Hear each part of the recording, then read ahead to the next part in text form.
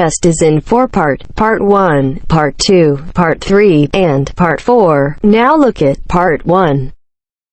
Part 1. You'll hear two people organizing a going-away party for a mutual friend. First, you have some time to look at questions 1 to 4.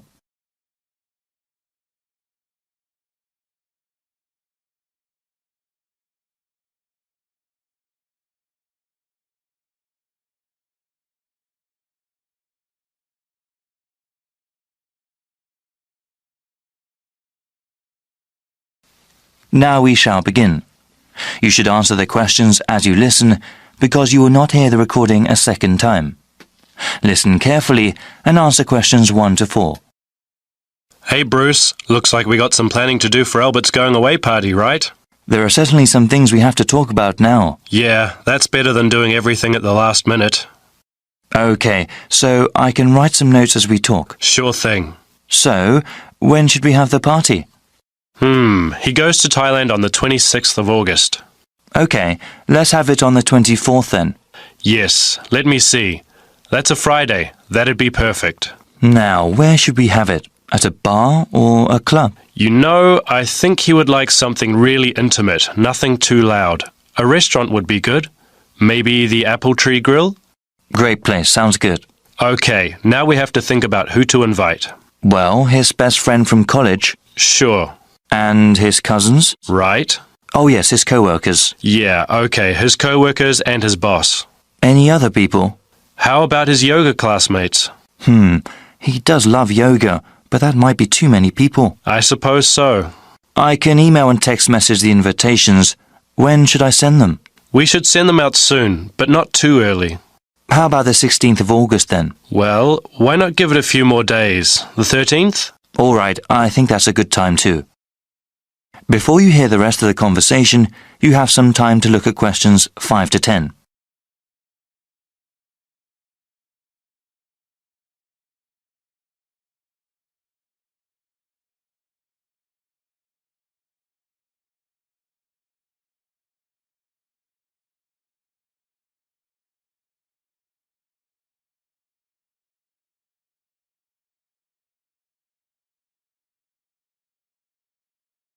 Now listen and answer questions 5 to 10.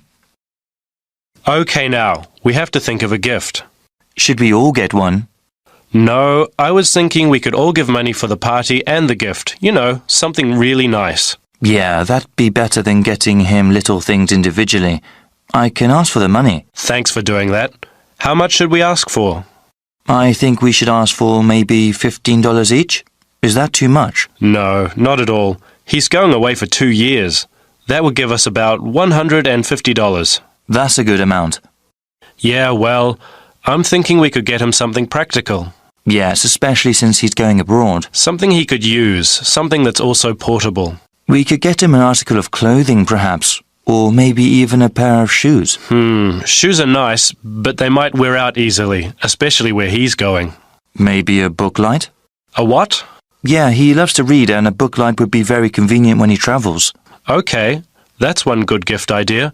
Did you write that down? Yep. Now, we need to think about reservations at the restaurant. Well, we should get their big banquet room, yeah? Yes, definitely. Should we ask the restaurant to prepare a buffet? Isn't that expensive? No, I don't think it is. A buffet dinner sounds cheaper than everyone ordering individual meals. Definitely. How about drinks? They can buy drinks themselves, or bring their own. Okay. Yeah, it would cost too much if we bought drinks ourselves. Certainly. We have to ask someone to bring an MP3 player. The restaurant has speakers and we can hook it up for music. Sounds good. Actually, there is one more thing that I thought we should do since Albert is leaving for such a long time. What were you thinking of? Maybe we could have a slideshow of all the fun times we've had. That'll take a little bit of work, but I think it's a great idea. Actually, in the invitation, can you ask for some photos people have of him? Yeah, definitely. I can scan them or people can send me digital photos they have. All right. I'll tell them when I send out the invitations. Then I can make a little presentation. I can't wait to see his reaction. Yeah, especially that one picture where... That is the end of part 1. You now have half a minute to check your answers.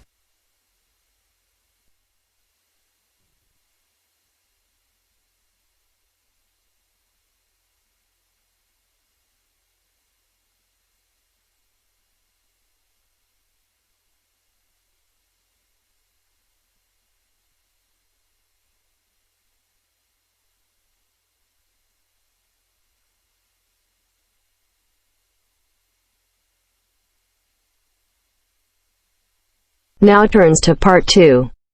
Part 2. You will hear a speaker talking about saving energy in the home. First, you have some time to look at questions 11 to 12.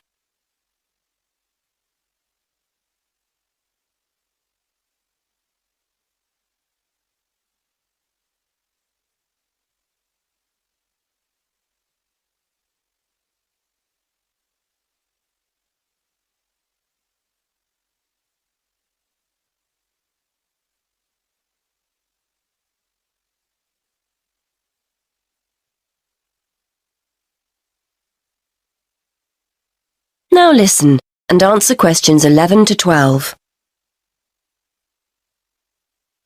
Many thanks for inviting me along to talk about saving energy in the home. This is a key issue for many people who now find themselves on tight budgets. So today I'd like to spend a few minutes going through some simple tips to help keep those energy bills to a minimum. I'll start with some easy, cheap ideas before talking about more major solutions later. I think we're all aware of the importance of insulating our homes, and although I'd advise you to get it done, I appreciate it can sometimes be inconvenient to have building work carried out. And though they're growing in popularity, having solar panels installed on the roof isn't a cheap enough option for many of us to consider seriously. So what other steps can we take? Well, most people will make a point of turning the heating down when temperatures outside rise, but they ignore other equally useful ways of saving energy when they're making dinner or doing their weekly laundry. Before you hear the rest of the talk, you have some time to look at questions 13 to 20.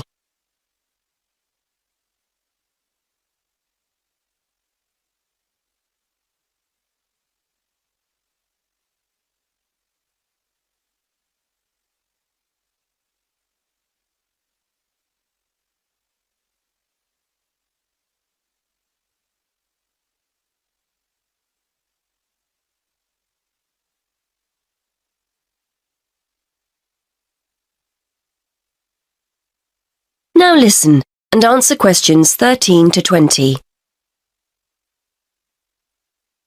If you're living in a relatively new apartment or house, you're probably blessed with a cosy, draft-free living space.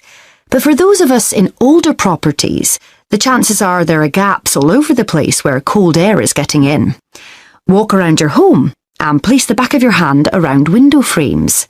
Can you feel cold air coming in from outside? Get down on your knees at the doors. Is there a draft at floor level? Fix these drafts with some cheap draft excluders and savings in heating bills will begin straight away. And are you using the latest energy-saving light bulbs? I'm not recommending you go around your entire property throwing out older ones and replacing them all immediately. But next time a bulb goes, make sure you buy an energy-efficient alternative. And what about heating? If you have radiators in every room, do you need them all switched on throughout the day? If they're on timers, set them efficiently. Then there's the laptop or your TV. Do you leave them switched on overnight or on standby? Don't waste money. Turn them off. And that goes for lights as well. You'd be surprised how many people leave them on when they go out. There are also guaranteed savings to be made in the kitchen. I'm always telling my husband not to overfill the kettle when he makes a cup of tea. Why boil more water than you actually need? When you consider how many times that kettle gets used every day, you'll appreciate just how much electricity can be saved by boiling what you need and no more. And the next time you're cooking pasta or potatoes, keep a lid on the pot. The water will boil much more quickly than if you leave it off.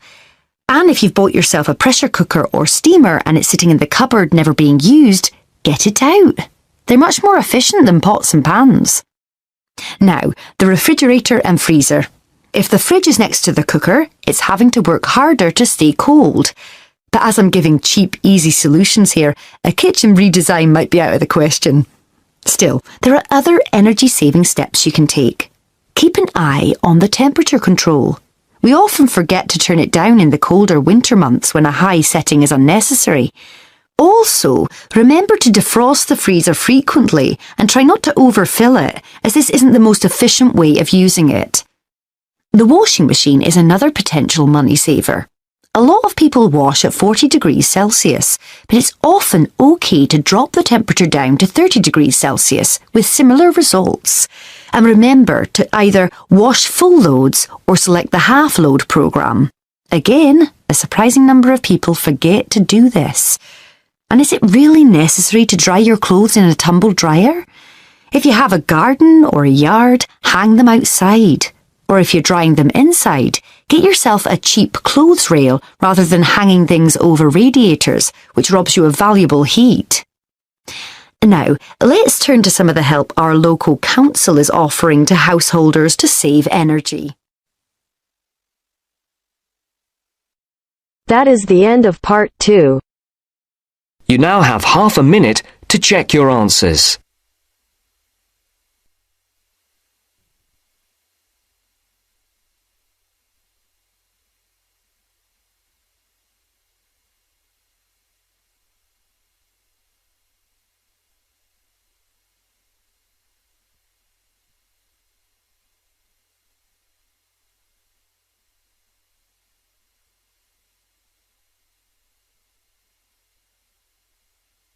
Now turns to part 3.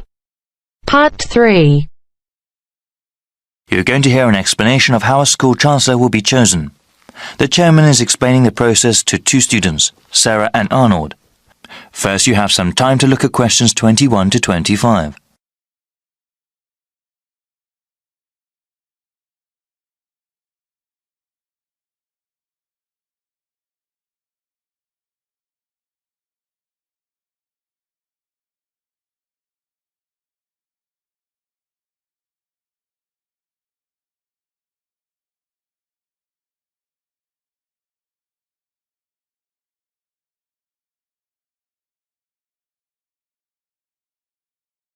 Now listen carefully and answer questions 21 to 25.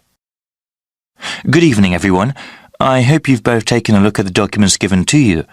As student members of the University Chancellor Selection Committee, you will help to select a new Chancellor for our university. This person will be responsible for the operations, academics, and budget of the university. Today, I want us to talk about getting feedback from other students and about the selection process. Okay, so what exactly will our roles be? You both are full members of the committee representing the interests of the student body. When we go over the applicants for Chancellor, your votes will count the same as other committee members. The same as other faculty and administrators? Okay. Indeed. It is important to have student input in the selection process. That will be part of your duties as committee members, to talk to the student body and get a feeling for what they want in a new Chancellor. You will report back to me, the committee chairman, and then talk to the rest of the committee. I suggest that you contact the student newspaper and ask them to do some sort of survey. You both can also talk to the heads of various student organizations and gauge their opinions. All right, what sort of questions should we ask? Well, if you know of any issues important to the student body as a whole, you can ask them about that. I know that there was a recent increase in student fees. Since the Chancellor is in charge of the budget process, he or she will certainly be involved with that. But that is one topic that everyone can be asked about. A question about financial issues? Okay. You also mentioned going to different student groups. I was wondering, would that be appropriate? If the Chancellor is the head of the whole university, is it that important to ask the opinions of a smaller individual organisation? Definitely. They may be smaller organizations, but they often represent a wide number of students. It would be in the best interests of the school to have a Chancellor that understands the needs of not just the community as a whole, but of the different parts that make up that whole. I see. I guess it would be best to contact the leadership group of each club and group. Yes, actually, that would probably be the most efficient way to get their opinion. Before you hear the rest of the explanation, you have some time to look at questions 26 to 30.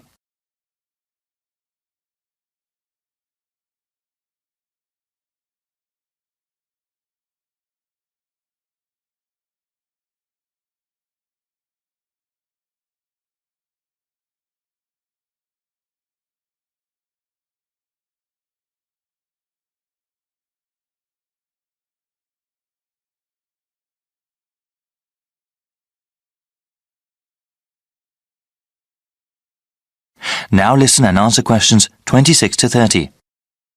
After you get a feel for what the student body thinks, I would like you to create a report for me. As chairman, I am responsible for making sure the different views of the students, faculty, and the administration are heard. So what happens after we submit our report to the rest of the committee? We'll start with the rest of the selection procedures. We have an open process, meaning anyone who wants to can apply to be Chancellor. That way, we will have the widest available pool to choose from. Of course, the first step will be to narrow down the field of applicants. Looking at their background and work experience, we will end up with 15 candidates. There will be further background checks on the remaining candidates. These checks include talking to the references a candidate has listed, as well as asking about them at any previous institution they may have worked at. This is quite a rigorous process, isn't it? It has to be. The Chancellor represents the university, so we need the best qualified person. After the background checks, we will contact candidates and ask them to come in for an interview before the committee. I remember hearing that we'll also be sitting in on those interviews. It'll be difficult to think of good questions to ask all those candidates. Well, I think the committee as a whole will do that. Okay. That sounds like the best way. Yes, it's quite a rigorous interview process. Each candidate will have to come in a second time. The final 5 candidates will then be asked to come in a third time and actually interact with some of the community members here. After the committee chooses the finalist, that one name will be sent to the Board of Trustees to be approved. They will also go over the candidate's material before having an up or down vote on him or her. Then that person becomes the Chancellor of the university? It is good to have so many people working together on this. I'm sure we'll find a great Chancellor. Yes, actually there are many interesting stories about past selection committees. That is the end of part 3. You now have half a minute to check your answers.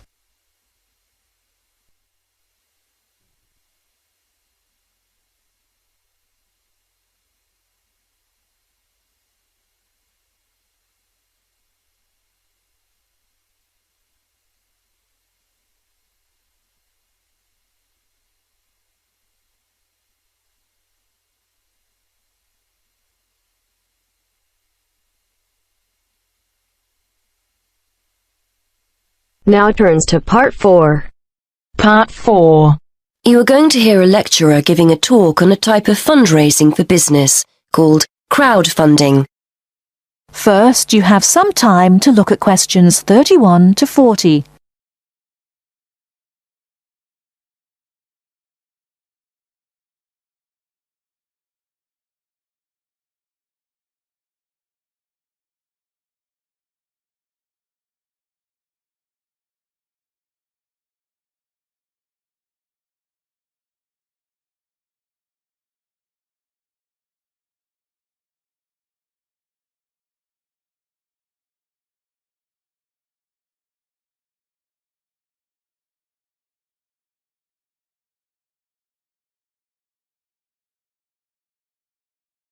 Now, listen carefully and answer questions 31 to 40.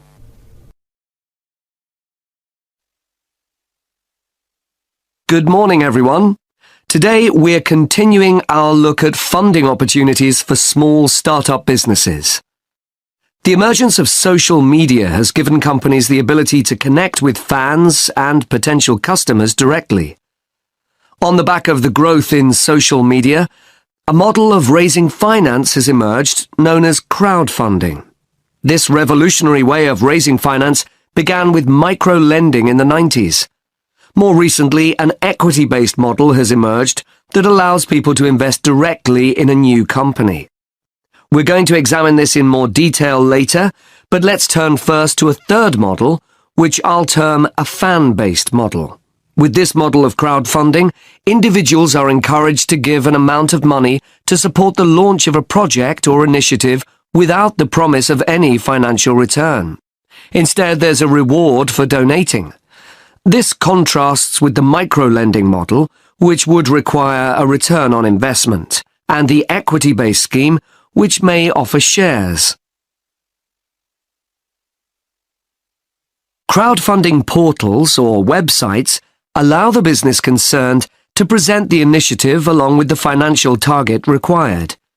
There's a fixed time limit for fundraising, and if the target amount is reached, all donations are paid to the company or individual. Whether it's an author planning to write a new book, an independent film company looking to make a new film, or a technology company with an idea for an app, the person or company needing funding would turn to its fan base for support. This is managed through one of the many crowdfunding online portals that have emerged. Of course, a fan or supporter of a particular initiative is likely to give money anyway. But donation-based crowdfunding will often make donating even more attractive by offering a rewards-based incentive scheme. Let's take a film company, for example, that needs funding for a new film. For a small, set donation, the donor might be offered a free ticket to the premiere or a DVD of the film. A larger set donation might be rewarded by the chance to attend a launch event when the film goes live. Those people who make bigger donations could even be offered the chance to meet the cast of the film, whilst the highest level donation could see the person's name mentioned in the film credits. For companies that already have a significant fan base, crowdfunding offers a fantastic opportunity to raise money quickly from a large number of people, each of whom donates just a small amount of money. Compare this to the time and effort that would be needed to sell your idea to investors or your bank manager, particularly in an age when raising finance can be difficult. The company may also have links with partner companies or organizations that run fundraising events. In this case, you can significantly increase participation by working with these organizations to promote your crowdfunding project. Another significant advantage is that you can reach out to your fan base for feedback on the project while it's being developed, thus making the final product more appealing. Crowdfunding enables you to raise awareness of the product at an early stage, thus increasing the potential for sales. With so many people behind you, it can also act as a great incentive to get the best possible product out on time and on budget. However, there are disadvantages to bear in mind. The model can be described as all or nothing. If you don't reach the monetary target required in the agreed time, all promises of donations are cancelled and no money is paid, leaving you back at square one. Should this happen, or still worse, you receive the funding but are unable to come up with the product, not only will your fans end up disappointed, but the portal will record the fact that you failed to reach your target, or that the initiative failed. Fulfilling all the pledges that you've made to people can also be very time-consuming. For example, remembering to send out copies of books or free cinema tickets can sometimes be forgotten in the excitement and frenzy of launching your product. People sometimes forget to factor in the cost of rewards when calculating profit margins. But these can be significant. And finally, if you have a small fan base, for example, you're a new company or have a small social media footprint, raising awareness of your initiative will be challenging. These drawbacks aside, donation-based crowdfunding is a wonderful opportunity for individuals or small startups to raise funds for that exciting new project whilst reaching out and connecting to the people who are most likely to support and promote your work for you.